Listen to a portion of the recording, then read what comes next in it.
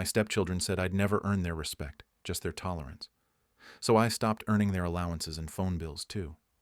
Their bio-dad's child support didn't cover the difference. Hello, everyone. Welcome to Reddit Visuals. You know what's funny? Spent 5 years trying to be a father to kids who saw me as nothing more than a walking ATM. And the moment I closed the account, suddenly I became important. I'm Dan. I'm 42, a civil engineer, and I used to think that love, consistency, and showing up meant something. That if you poured enough of yourself into people, they'd eventually see your worth. I was wrong. This is the story of how my stepkids told me I'd never be more than tolerated, and how I made them realize that tolerance doesn't pay phone bills. Let me take you back 5 years, to when I was still naive enough to believe I could blend into a broken family and help fix it. I met Tara at an engineering conference in Boston in the spring of 2020, right before the world shut down. She was there representing her architectural firm, and we ended up at the same dinner table after a keynote. She was sharp, funny, exhausted in that way single parents always are, and completely magnetic. She told me up front she had 2 kids, Eli, who was 12 at the time, and Harper, who was 14. Their dad had left 3 years prior for a woman he met at his gym. Classic midlife crisis story. He paid child support when he remembered to, which was about 60% of the time. Tara had moved from Arizona to New Hampshire for a fresh start and a better job. She was trying to rebuild her life while raising 2 teenagers who were angry at the world. I wasn't looking to be anyone's savior. I was just a guy who'd spent his 30s married to his career, and here was this incredible woman who made me want something more. We dated long distance for 6 months, me in Portsmouth, her in Concord. Then I started making the drive every weekend. And not just for Tara. I genuinely wanted to get to know Eli and Harper. At first they were cold, not hostile, just walled off. Harper would barely look up from her phone. Eli would give one-word answers. I didn't take it personally. Their dad had abandoned them.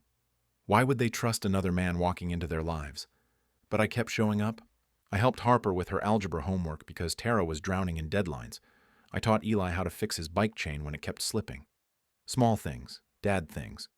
Things their actual father couldn't be bothered to do during his every other weekend custody that he usually canceled anyway. After a year and a half, Tara and I got married. Small ceremony, just immediate family. The kids were fine with it. Not excited, but not resistant. I sold my condo and moved into their house in Concord. That's when I really became the provider. Here's what nobody tells you about being a step-parent. You get all the responsibility with none of the authority. And if you're a decent human being, you step up anyway because kids shouldn't suffer just because adults can't get their act together. I made good money, solid 6 figures. Tara made decent money too, but with 2 teenagers it was never enough. And Mark, their dad, his child support was a joke. $400 a month per kid when he actually paid it. That's $800 a month, and it was supposed to cover half of everything. Do you know what teenagers cost? So I covered the gap, and the gap was massive. I paid for their school supplies, new laptops when theirs died, sports fees, music lessons, clothes, shoes, school trips. Harper needed braces, $4,500 that Mark said he'd split, but never did. That came out of my pocket. Eli wanted to join the travel soccer team, $2,200 for the season, plus gas money for away games. I handled it. I paid their phone bills, added them to my car insurance when they started driving, gave them each a $50 weekly allowance because Tara thought it was important they learn to manage money. And I never, not once, held it over their heads. I never said, I pay for this, so you owe me respect. I just did it because that's what a parent does. But here's the thing I learned too late. When you give without boundaries, people don't see generosity. They see weakness. For 3 years, I was the guy who solved problems. Need money for prom? Ask Dan. Want to go to that concert? Dan will drive you. Forgot to do your homework and need help at midnight? Dan's still awake. Tara would kiss me on the cheek and say I was amazing. The kids would mumble thanks and go back to their phones. I told myself it was enough, that eventually they'd warm up, that I was playing the long game. But they never asked about my day, never invited me to things that mattered to them. Harper's art show at school, I found out after it happened. Eli made varsity soccer? He told his mom, who forgot to tell me. I was present, but I was invisible. And the worst part? Tara didn't see it. Or maybe she did, and chose to ignore it because it was easier than dealing with her kids' emotional walls. Whenever I'd bring it up, she'd say, "They're teenagers, Dan. They're like this with everyone," but they weren't. I'd watch them laugh with their friends, light up when their dad actually showed up for once, call their grandparents just to chat. It was just me they treated like furniture. Still, I kept going, because I loved Tara, and because I genuinely cared about those kids, even if they didn't care back. It all shattered on a random Tuesday in April, 2 months before Harper's graduation. I'd left work early because a client meeting got canceled. I came home around 4, and the house was supposed to be empty. Tara was showing a property across town, and the kids usually didn't get home until 5, but I heard voices upstairs. Harper's room. Both kids were home early. I was about to call out when I heard Eli laugh and say, "Dude, I'm just saying, if Mom and Dan break up, we're screwed financially." I froze at the bottom of the stairs. Harper replied, "They're not breaking up. Mom's not stupid. She knows what she's got." "A walking checkbook?" They both laughed. My hand gripped the banister. Then Harper said something that burned itself into my brain. "Look, Dan's fine. He tries way too hard, but whatever. He's never going to be our dad. We don't owe him anything beyond basic tolerance. And honestly, he should be grateful we even give him that much." "Tolerated," Eli snorted. "That's literally the perfect word. We tolerate Dan."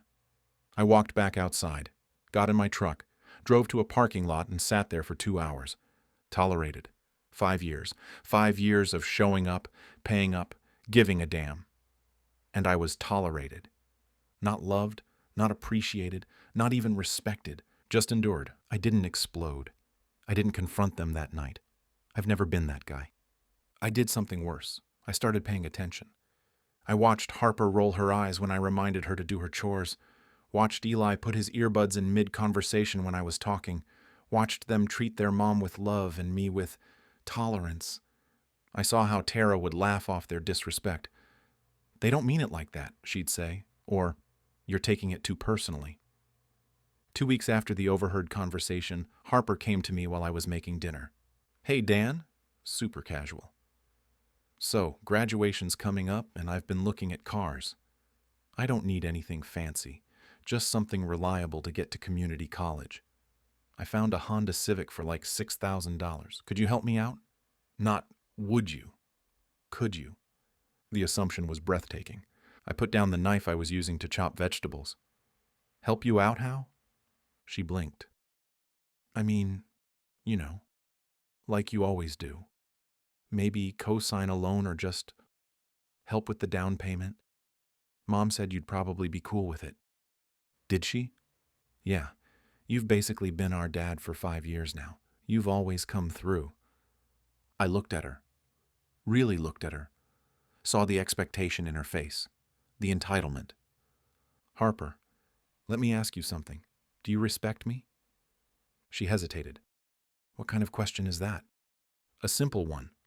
I mean, yeah, you're fine. Fine. Dan, what's going on?"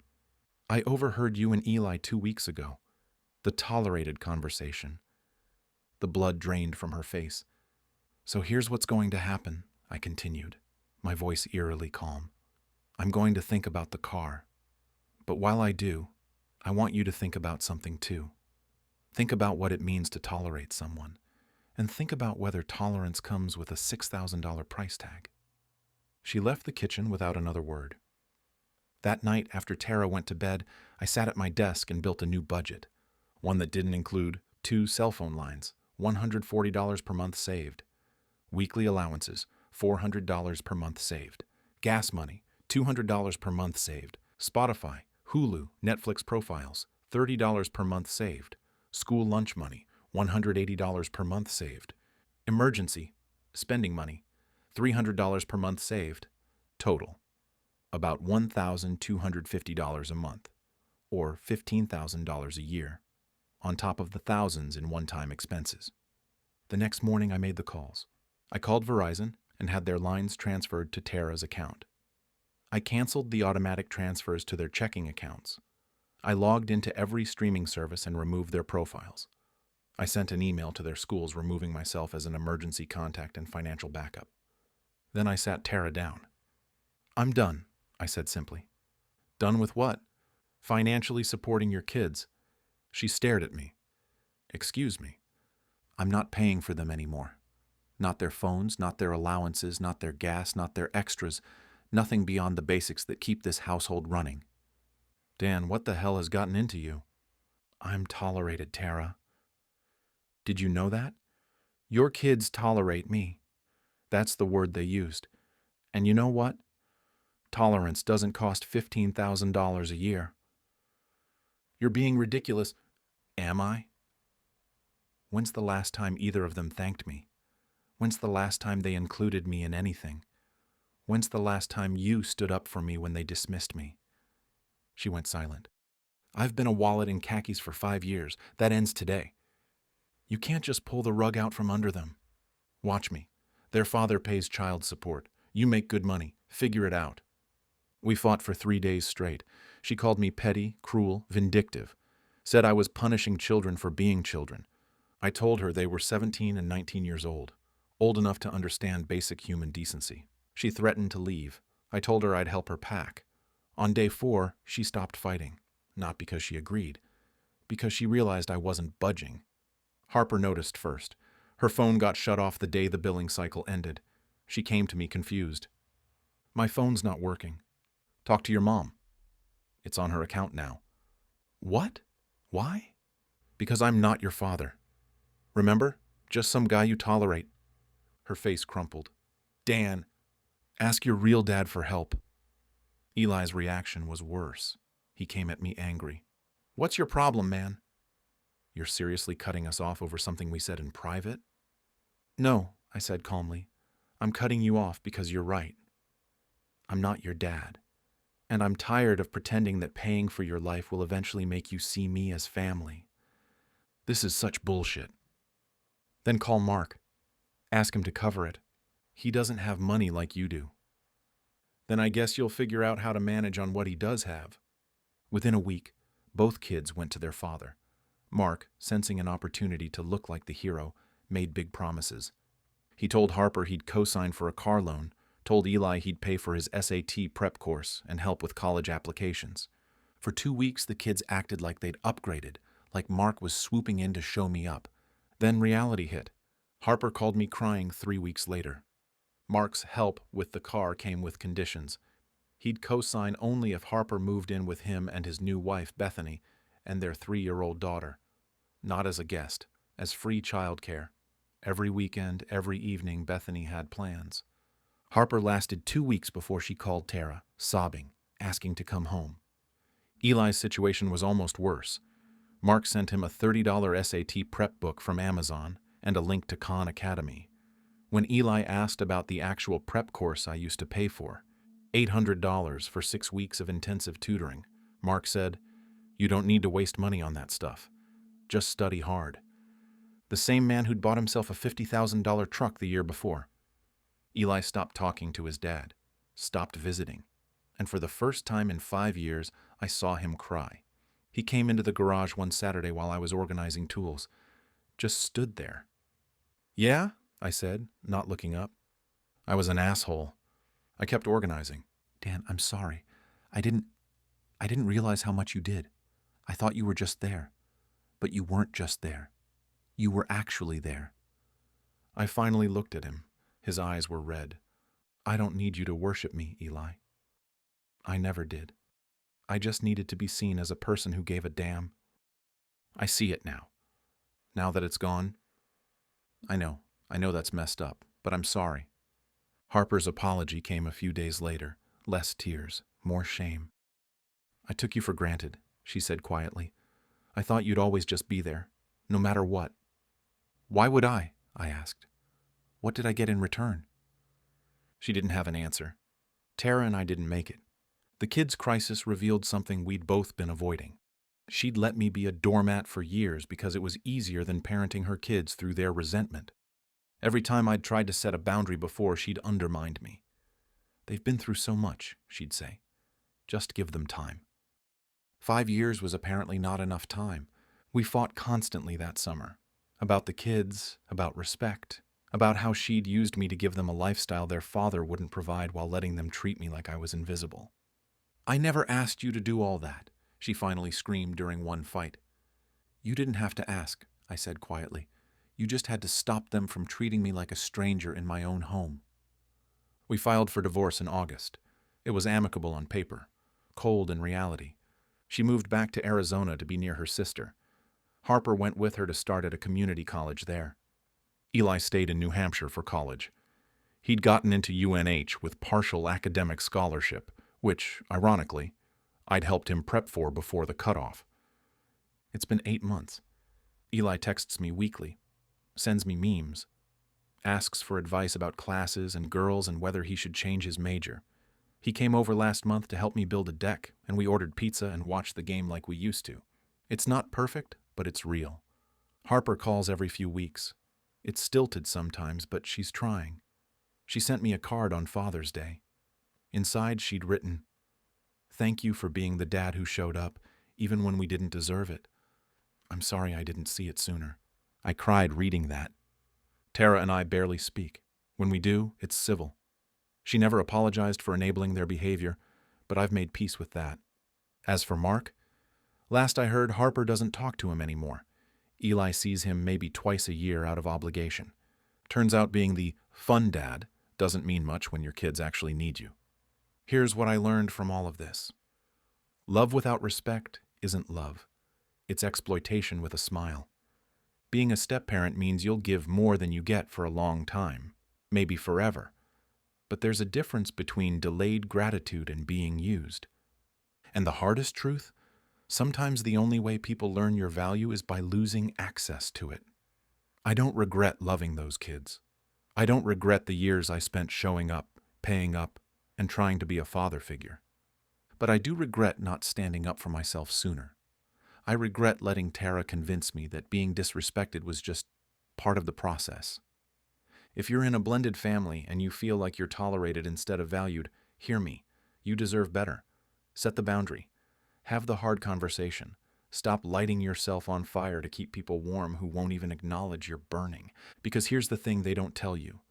When you finally stop, you'll find out real quick who actually valued you and who just valued what you provided. And that truth, as painful as it is, it will set you free. So I'm asking you, was I wrong? Was cutting them off too harsh? Should I have handled it differently? Was I the asshole for stopping financial support after learning I'd never be more than tolerated? Let me know in the comments. I genuinely want to know what you would have done in my shoes. And if this story resonated with you, if you found yourself nodding along or feeling seen, please hit that like button and subscribe. It helps us bring more real stories to this channel. Thanks for listening. I'll see you in the next one.